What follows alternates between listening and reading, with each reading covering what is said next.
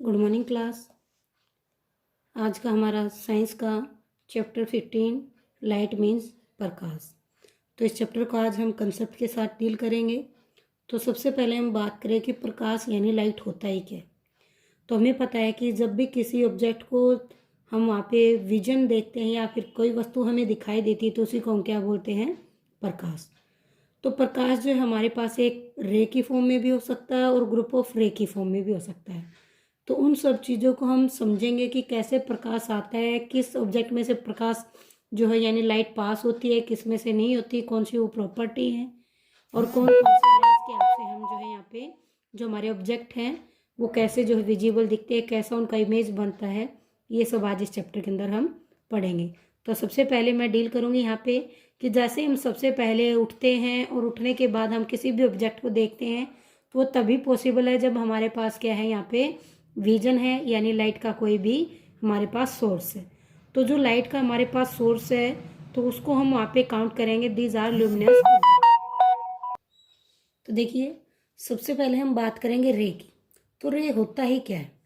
तो जब भी हम कहते हैं कि कोई एक नैरो हमारा जो है स्ट्रीम ऑफ लाइट एनर्जी जो है एक डायरेक्शन को यानी पाथ को फॉलो करे, उसी को हम क्या बोलेंगे, रे। तो एक स्ट्रेट लाइन है जिसको हम रे की फॉर्म में भी यहाँ पे डिनोट कर सकते हैं। बट यदि रे हमारी जो है सिंगल लाइन में है तभी इसको हम रे बोलेंगे। बट यदि ग्रुप में हो जाए तो इसको हम क्या नाम देंगे, बीम। क्या नाम देंगे, बीम।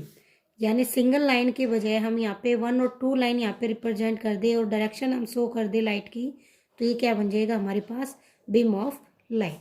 इसी के साथ देखते हैं यदि बीम ऑफ लाइट अलग अलग रे हमारे पास ट्रेवल करती आ रही है, ये 1 रे, ये सेकंड रे, ये थर्ड रे, यदि अलग अलग है तो ये अलग अलग काउंट है। बट इन तीनों को ही यदि हम एक पॉइंट पे मर्ज कर दे तो ये किस टाइप का हमारा बीम ऑफ लाइट हो जाएगा, कन्वर्जिंग बीम।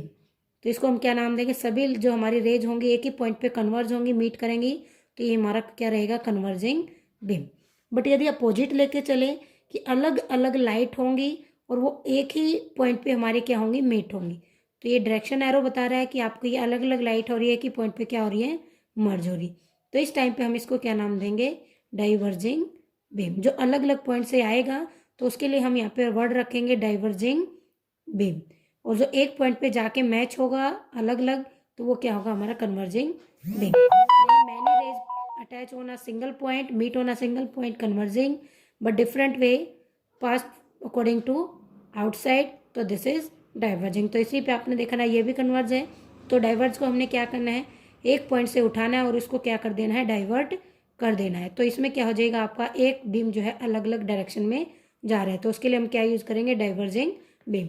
यदि अलग अलग जो है एक ही पॉइंट पे मैच हो रहा है तो उसको क्या बोलते हैं, कन्वर्जिंग बीम। इसी के बाद हम बात करेंगे कुछ प्रॉपर्टी की जिनमें हम डील करेंगे हमारे सिंपल से पॉइंट्स।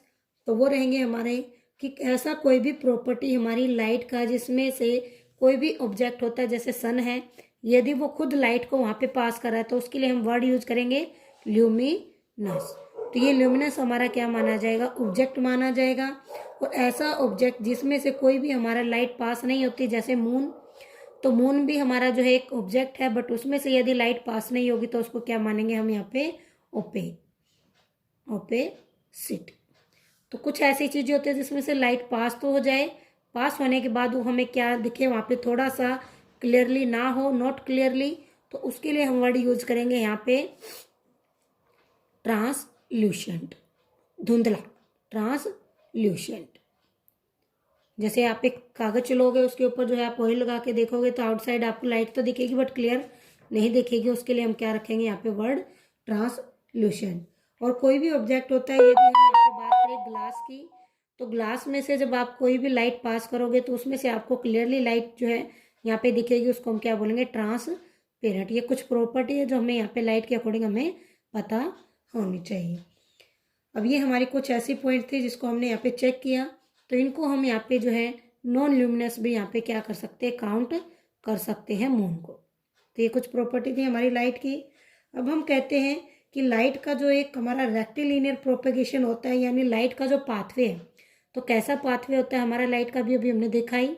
तो पाथवे है, लाइट हमेशा ट्रेवल करती है स्ट्रेट लाइन के अंदर, ट्रेवल इन स्ट्रेट लाइन, सीधी रेखा में ही हमारी जो है प्रकाश जो है गमन करता है। कैसे करेगा?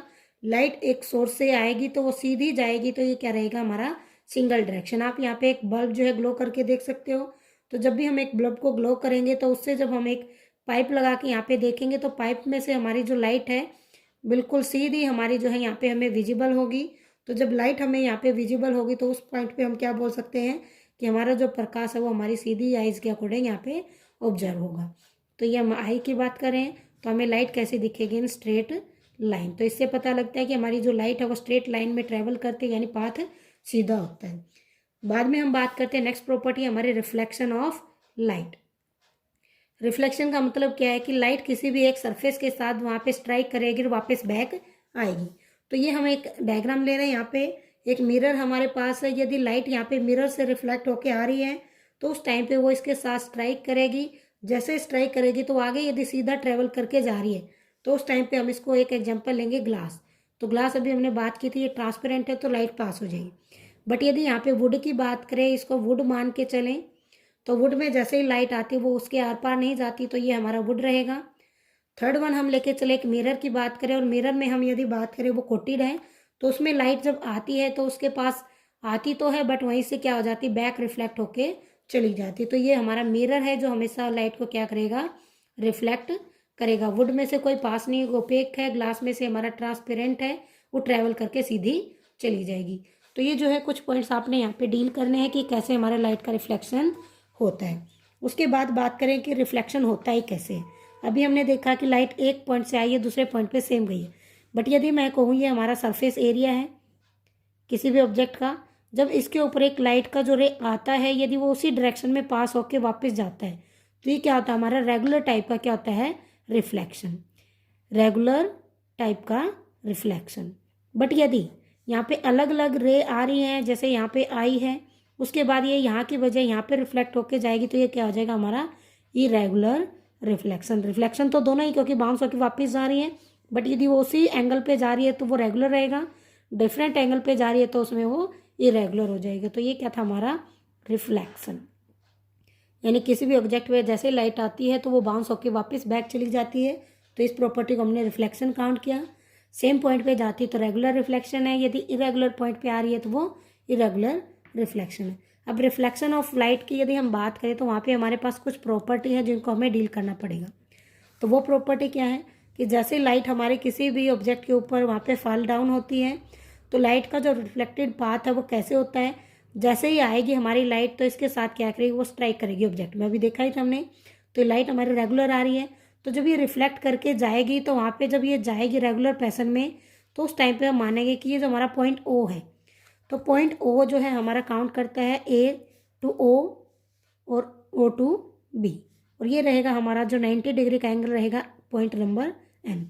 तो इन दोनों के बीच में जब हमारा एंगल बनेगा तो ये एंगल क्या रहेगा, ए और ओ के बीच में जो हमारा एंगल है, ओ और ए के बीच में जो हमारा एंगल रहेगा वो कौन सा रहेगा, यहाँ पे particular angle incident. O N भी आप कह सकते हो, ए ओ एन भी कह सकते हो, ए ओ एन। तो ये हमारा एंगल ऑफ इंसिडेंस रहेगा। ए ओ बी जो हमारा एंगल है उसको भी आप ले सकते हो, या बी ओ एन भी आप ले सकते हो। तो बी ओ एन जो हमारा रहेगा एंगल ऑफ रिफ्लेक्शन। तो ये क्या रहेगा, हमारे कुछ टर्म है जो हमने यहाँ पे चेक करनी है। तो रिफ्लेक्टेड रे हमारी क्या है, ओ बी है। O B is reflected ray and O A is हमारी इंसिडेंट रे। तो ओ ए जैसे ही आती है वो रिफ्लेक्ट करके ओ बी बन जाती है और उनके बीच का जो हमारा एंगल रहेगा वो नॉर्मल रहेगा। तो ये हमारी कुछ टर्म थी जो हमने यहाँ पे रिफ्लेक्शन ऑफ लाइट में क्या करनी है, यूज करनी है। और हम मानते हैं कि कोई भी हमारा इंसिडेंट जो एंगल है उसको हम रिप्रेजेंट करेंगे हायर क्लास में sine i divide by sine r. तो ये हमारा क्या हो जाएगा, रिफ्लेक्शन हमारा काउंट होगा। तो ये हमारी जो कुछ टर्म थी जिसको हमने यहाँ पे यूज किया आज। तो आज के लिए हमारा रे है, बीम ऑफ लाइट है, रिफ्लेक्शन है, इन्हीं टॉपिक को हम डील कर रहे थे। उसके बाद यदि हम छोटे से पॉइंट्स में आगे बात करें तो वो हमारे लिए थोड़ा लेंथी हो जाएगा, उसको हम नेक्स्ट टॉपिक के अंदर डील करेंगे।